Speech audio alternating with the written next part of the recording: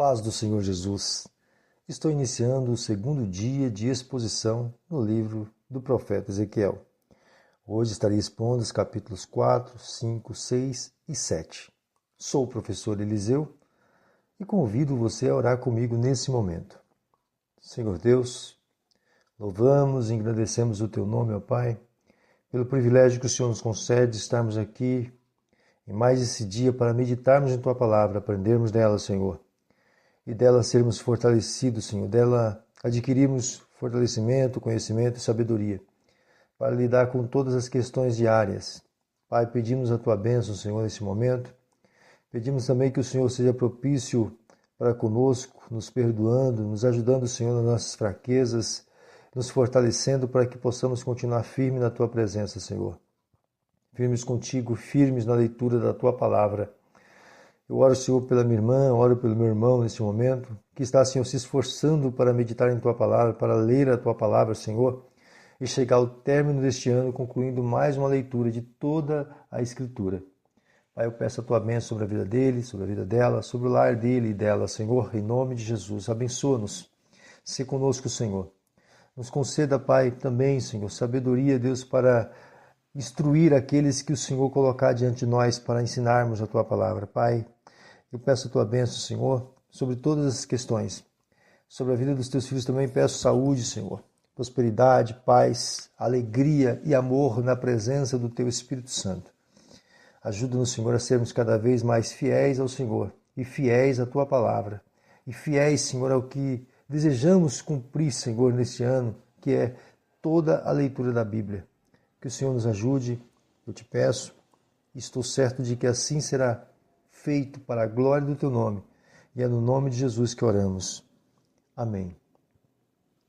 No capítulo 4, iniciamos a parte do livro que é destinada às várias profecias contra o povo de Jerusalém.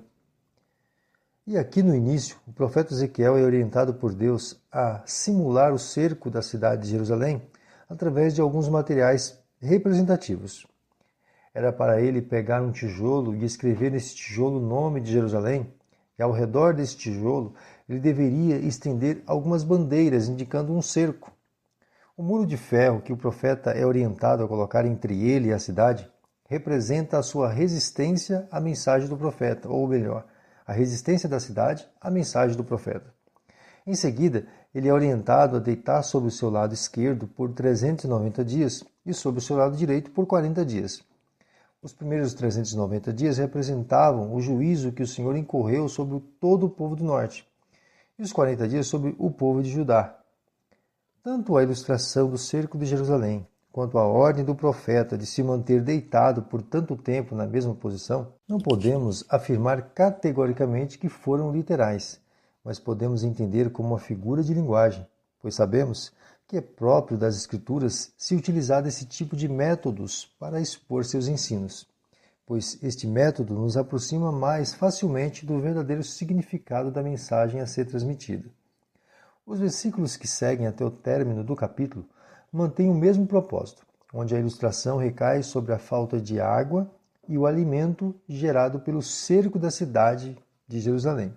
O diálogo do profeta nos versículos 14 e 15, onde se recusa a comer algo cozido sob o esterco humano, que o Senhor concede a ele a alternativa de esterco de gado, nos lembra a visão que o apóstolo Pedro recebeu do Senhor em Atos dos Apóstolos.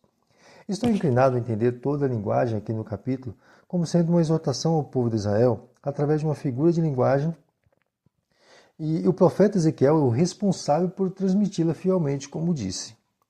Muitas vezes somos envolvidos em situações complicadas em nossas vidas para sermos fiéis transmissores da mensagem de Deus aos pecadores. Se não sentirmos o pecado consumindo a nossa mente e tirando a nossa paz interior, e depois desse período recebemos o refrigério do perdão e da graça de Deus invadindo o nosso ser, não conseguimos transmitir com fervor o perdão e o amor de Deus sobre nós pecadores. Falando sobre isso, me recordo das palavras de Charles Spurgeon, que dizia: somente entrando na água conseguimos salvar alguém de afogamento. Somente sentindo as chamas queimando o nosso ser, podemos resgatar alguém do meio do fogo. Às vezes, temos que sentir o problema e a dificuldade alheia para poder entender a urgência pela qual a alma daquela pessoa clama por socorro. Que o Senhor Deus nos auxilie a sermos sensíveis à necessidade alheia e, ainda assim, fiéis transmissores da verdade de Deus àqueles que necessitam dela. No capítulo 5, Deus continua utilizando da figura do profeta como ilustração para seu julgamento contra a cidade de Jerusalém. Agora, ele é orientado a raspar a cabeça e a barba, e depois pesar o cabelo e o pelo da barba em uma balança, e separá-los em 3 partes. Uma parte das 3 será queimada junto com Jerusalém, a segunda parte ferida pela espada, e a última das 3 partes será dividida, uma espalhada pelo vento e a outra colada nas abas das vestes do profeta. Nos versículos que seguem até o término do capítulo, o profeta aplica toda a ilustração a qual acabei de apresentar.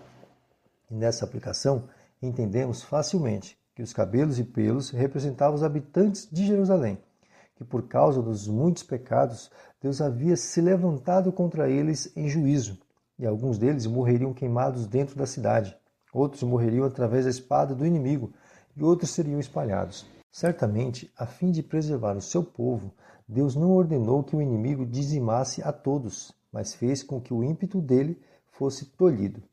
Neste capítulo, fica claro que o profeta precisava compreender e de igual modo transmitir ao povo que a situação que estavam passando não era mera coincidência, mas era a mão de Deus corrigindo o seu povo. Deus não se deixa escarnecer. Palavras do apóstolo Paulo. No capítulo 6, o mesmo tema continua, porém com outro tipo de figura de linguagem, pois aqui no capítulo, Deus pede ao profeta que se vire em direção aos montes de Jerusalém, fazendo o povo compreender que as profecias se referem a todos os habitantes de lá. Essa prática de se voltar em direção a Jerusalém era comum entre os exilados, como podemos observar mais claramente no livro do profeta Daniel, que ao entrar em seu aposento, abria as janelas que davam sentido a Jerusalém e lá orava pela cidade e pelo povo, conforme está escrito no capítulo 6, versículo 10 do livro de Daniel. O certo é que Deus orienta o profeta Ezequiel a profetizar utilizando-se de personificação, onde os montes e os outeiros se referem ao povo de Jerusalém e às práticas pecaminosas e idólatras que realizavam na cidade e nos vales. O juízo contra o povo segue o mesmo princípio da profecia anterior, onde muitos cairiam à espada e muitos outros seriam dispersos e acometidos de várias enfermidades, sendo levados à morte. Porém, um remanescente seria preservado por Deus, para que a continuidade de seu povo e o futuro estabelecimento do reino de Cristo fosse uma realidade. Deus está punindo seu povo com o propósito de purificar essa geração, os conduzindo a uma adoração verdadeira. Ainda que o público de Ezequiel era rebelde e desobediente ao Senhor, eles mantinham uma herança de benevolência divina por causa do pacto de Deus com os patriarcas e da promessa do futuro Messias prometido. Muitas vezes somos rebeldes à palavra de Deus e não somos destruídos pela ira do Todo-Poderoso, só porque estamos guardados debaixo da proteção do pacto divino entre a Trindade Santa, que voluntariamente e amorosamente decidiu nos salvar.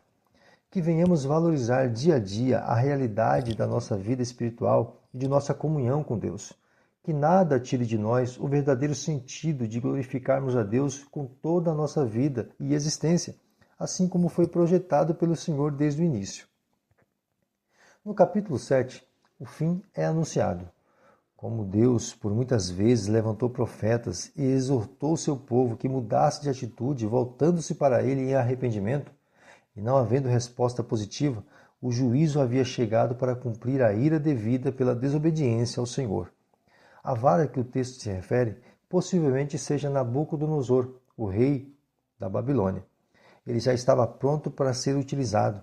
Ele era a vara da correção, da punição pela desobediência do povo. É importante que percebamos neste capítulo que Deus nunca chega com castigo ou punição sem que tenha por muitas vezes exortado ao arrependimento. Uma prova disto é a revelação do Apocalipse. Observe que são tocadas 7 trombetas antes das 7 taças da ira de Deus serem derramadas sobre toda a humanidade. As trombetas se referem aos avisos e alertas em exortação, onde Deus, através delas, chama a todos para o arrependimento. Mas quando ignoramos as constantes exortações que o Senhor nos concede, somos necessariamente alvos de sua ira. Que Deus nos auxilie através da ajuda do seu Espírito a nos manter sensíveis aos seus avisos e que diante de ao menos um deles nos arrependamos e voltemos para o Senhor. Boa leitura e meditação. Espero você amanhã, querendo Deus.